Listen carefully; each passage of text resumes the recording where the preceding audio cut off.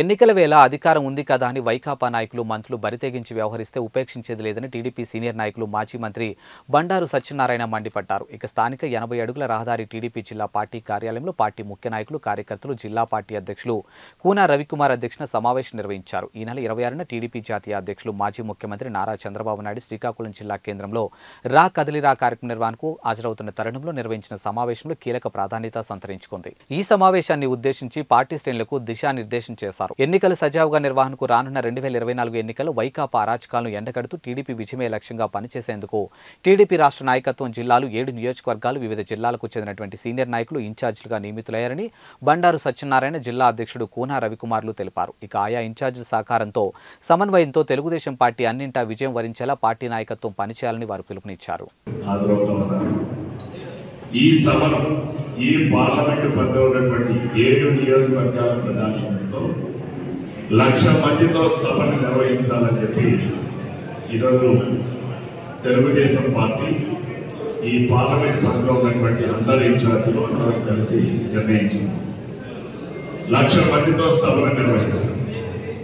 ఈ సభ ద్వారా ఈ జిల్లాలో చేసినటువంటి ధర్మాన ప్రసాద్ గారు గారు, సీజుల అప్పలరాజు గారు, స్పీకర్ గారు తమ్మినేని సీతారాం గారు, ఇతర ఎమ్మెల్యేలు గారు మీరు సాగించిన దౌర్జన్యాలు, మీరు మాట్లాడినటువంటి అప్రజాస్వామిక విధానాలు, అవలంబించిన విధానాలు, రాజ్యాంగ బంధానికి వ్యతిరేకంగా మాట్లాడినటువంటి మాట, మీ దోపిడీ, మీ దౌర్జన్యం అన్నీ రేపు ఈ జిల్లా ప్రధాని గారికి ఈ సభ ద్వారా తెలియబడుతుంది.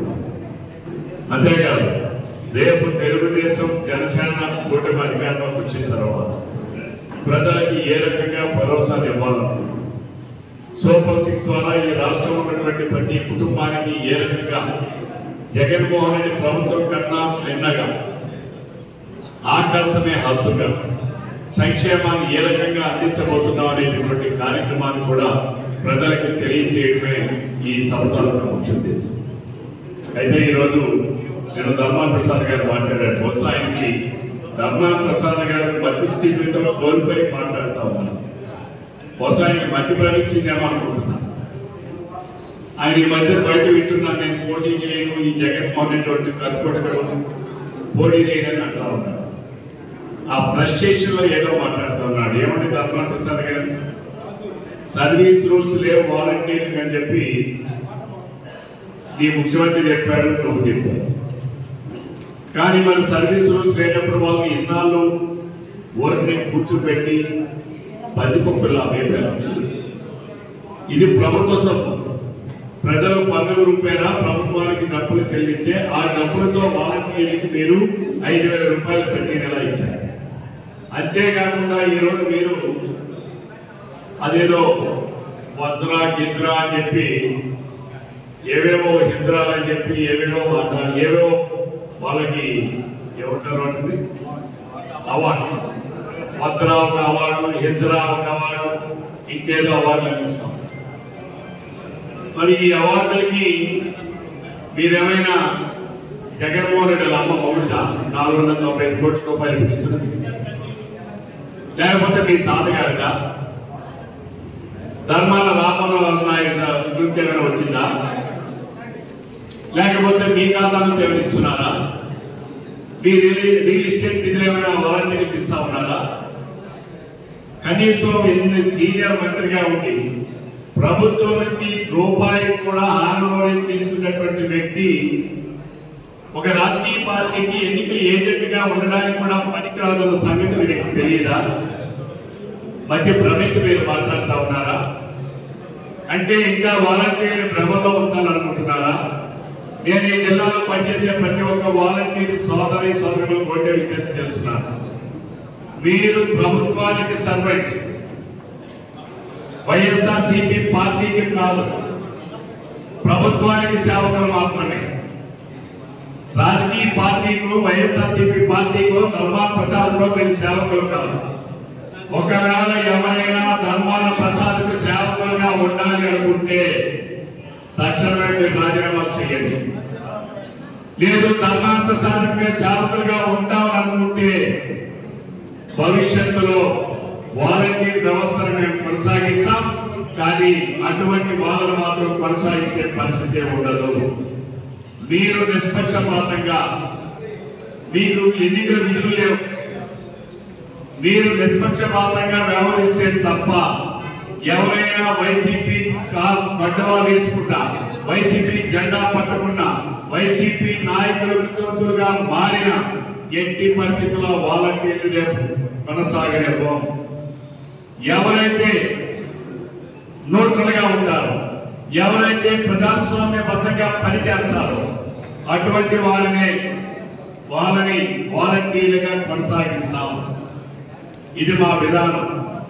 దయచేసి ఈ డబాబుల్ సీతారాం చెప్పిన కబుర్లో లేకపోతే ఈ అధర్మాల మాట్లాడేటటువంటి మాటలు, లేకపోతే కొండల్ని గుర్తు చేసినటువంటి సీతల అప్పలాల చేష్టల్లో చూసి మీరు బాధపోతే రేపు పరిణామాలు చాలా తీవ్రంగా ఉంటాయి. దయచేసి ఏ ఒక్క వాలంటీర్ కూడా మీరు ప్రభుత్వం నుంచి మీరు నిధులు తీసుకుంటున్నారు తప్ప వీళ్ళు ఎవరి అప్పసొత్తు నుంచి కాదన్న సంగతిని మీరందరూ గుర్తుపెట్టుకోవాలని తెలియజేస్తా ఉన్నారు. అంతేకాకుండా ఈరోజు జగన్మోహన్ రెడ్డి ఒక దౌర్భాగ్యం. ఎందుకంటున్నానంటే ఆ మాట, ఎన్జీటీ నేషనల్ గ్రీన్ ట్రిబ్యునల్ ఈ ఆంధ్రప్రదేశ్ రాష్ట్రంలో 542 ఇసుక ర్యాంపుల నుంచి ప్రతిరోజు రోజుకి 1000 నుంచి 2000 మెట్రిక్ టన్నుల ఇసుకని అక్రమంగా కొల్లగొట్టారు. ఆ ఇసుక వాల్యూ ఇది కోన రవికుమారు ఈరోజు కూర్చోండమ్మా, మనవాళ్ళంతా కూర్చోండి. అవుట్ సైడ్ ఈరోజు రా కదలిరా సభ 26వ తారీఖు నాడు ఈ సభని 1,00,000 పైచిలకు జనాభాతో ఈ సభని మనం విజయవంతం చేసినటువంటి అవసరం మన హైకోర్టు ఆదేశాల మేరకు కేంద్ర ప్రభుత్వం నియమించినటువంటి కమిటీ వాళ్ళు నిర్ధారించినటువంటిది ఈ రాష్ట్రంలో 542 ఇసుక ర్యాంపుల నుంచి ప్రతిరోజు 1000 నుంచి 2000 మెట్రిక్ టన్నుల ఇసుకని అక్రమంగా తరలించారు. దాని విలువ ఈ రోజు లెక్కేస్తే 1,10,000 కోట్ల రూపాయలు. 1,10,000 కోట్లు ఈ రోజు జగన్మోహన్ రెడ్డి దోచుకున్నారని ఎన్జీటీ చాలా స్పష్టంగా ఈ ప్రభుత్వం మీద ఛార్జెస్ పెడితే ఈ ముఖ్యమంత్రికి సిగ్గు లేకుండా ఇంకా ముఖ్యమంత్రి పదవిలో కొనసాగుతా ఉన్నాడు. ఆనాడు నేదురుమల్లి జనార్దన్ రెడ్డి గారు మీరు మంజూరు చేసినటువంటి మెడికల్ ఇంజనీరింగ్ కాలేజెస్ లో పారదర్శకత లేదు అని హైకోర్టు స్టిచెస్ పాస్ చేస్తే తక్షణమే ముఖ్యమంత్రిగా రాజీనామా చేశారు. మరి చెన్నారెడ్డి గారు ఆ రోజు అల్లర్లో ప్రభుత్వం తాలూకా నిస్సహాయం ఉంది అని చెప్పి మాట్లాడితే తక్షణమే ఆయన రాజీనామా చేశారు. ఒకనాడు బస్ యాక్సిడెంట్ జరిగితే ఆనాడు ముఖ్యమంత్రి రాజీనామా చేశారు. కానీ ఈ ముఖ్యమంత్రికి సిగ్గు సెలవు నెత్తులు లేనటువంటి వాడు కాబట్టి 1,10,000 కోట్ల రూపాయలు ఈ ప్రభుత్వం దోచుకుంది అని చెప్పి ఈ రోజు ఎన్విరాన్మెంటల్ యాక్ట్ ని పూర్తిగా విధ్వంసం చేసిందని చెప్పి ఎన్జీటీ ఈ రోజు నీకు స్పష్టమైనటువంటి లెక్కలిస్తే అభిశంసిస్తే ఈ ప్రభుత్వాన్ని ఇంకా ఈ ముఖ్యమంత్రి పీఠంలో ఉండడానికి అర్హుడా అని పడుతూ ఉన్నారు. ఆంధ్రప్రదేశ్ రాష్ట్ర ప్రధానిగా ఒక్కసారి మీరు గమనించండి. మా మాజీ ముఖ్యమంత్రి మా నాయకుడు నారా చంద్రబాబు నాయుడు గారు సంవత్సరం క్రితం చెప్పారు 40,000 కోట్ల రూపాయలు ఈ అక్రమ ఇసుకని జగన్మోహన్ రెడ్డి దండుతున్నాడని. కానీ మా లెక్కలు తప్పు. ఈ రోజు 5 సంవత్సరాల నాటికి ఎన్జీటీ ఇచ్చినటువంటి లెక్కలు, కేంద్ర ప్రభుత్వ సంస్థలు ఇచ్చినటువంటి లెక్కల ప్రకారం 1,10,000 కోట్ల రూపాయల ఇసుకని అక్రమంగా దండుకున్నటువంటి దండుకాలం బ్యాచ్ ఈ జగన్మోహన్ రెడ్డి ఆధ్వర్యంలో రాష్ట్రంలో ఉంది. దీనికి ముఖ్యమంత్రి ఏమాత్రం సిగ్గున్నా వెంటనే రాజీనామా చేయాలి, లేదా ఈ రాష్ట్ర గవర్నర్ ఈ ప్రభుత్వం ఏదైతే ఎన్జిటి అభిశంసించిందో రాష్ట్ర గవర్నర్ గారు మేము డిమాండ్ చేస్తున్నాం, కేంద్రానికి మీరు సిఫార్సు చేసి ఈ ప్రభుత్వాన్ని రద్దు చేయాలని చెప్పి నేను డిమాండ్ చేస్తా ఉన్నాం. తెలుగుదేశం పార్టీ డిమాండ్ చేస్తా ఉన్నాం. తెలుగుదేశం పార్టీ నిర్వహిస్తున్న జనసేన వారితో సహకారంతో కూడా వారు కూడా కలిపి చేస్తున్నాం. రెండు ఈ 7 నియోజకవర్గాలకి చేస్తాం ఒకటే తెలిసిన విషయాలు. కాన్స్టిట్యున్సీకి ఇన్ఛార్జిగా మన బాగాపర్ ఇన్ఛార్జిగా వస్తారు. అలాగే శ్రీ సంక్రాంతి మన మలస కాన్స్టిట్యున్సీకి కేఎస్ఎన్ రాజు గారు వస్తారు. అలాగే ఎంటర్నల్ కాన్స్టిట్యున్సీకి ఎస్పీ బండిదేవ్ గారు వస్తారు. అలాగే కడపగడ్డ కాన్స్టిట్యున్సీకి కొండ్రు మురళి గారు వస్తారు. అలాగే లక్ష్మీదేవి కాన్స్టిట్యున్సీకి గండి భారతి గారు వస్తారు. అలాగే రవికుమార్ గారి కాన్స్టిట్యున్సీకి బతుల తాతయ్య గారు వస్తారు. అలాగే బొగ్గరామ కాన్స్టిట్యున్సీకి వీరేష్ గురపాల వీరేష్ గారు వస్తారు.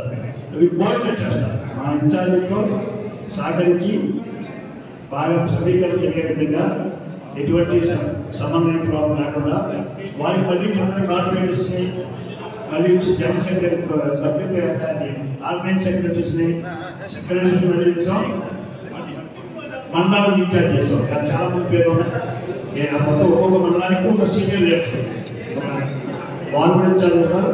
వాళ్ళు మా కొట్టుకుంటే వాళ్ళు చేస్తారు. మేమే ఇన్ఛార్జ్గా దీన్ని చెప్తే మా 7 ఇన్ఛార్జ్ ఉన్నారో వాళ్ళు ఈ సమావేశం సబ్జెక్ట్ జనసేన తెలుగుదేశం సమావేశం జనవరి 2:30 స్టార్ట్ అవుతాం. అందరికీ నమస్కారం. Thank you. స్థలం ఎక్కడ కావాలి మీకు ఏడు కావాలి ఏడు చెప్పరా మీకు ఏడు కావాలి మీకు ఎక్కడ కావాలా మీరు ఎక్కడంటే అక్కడ పెడతారు.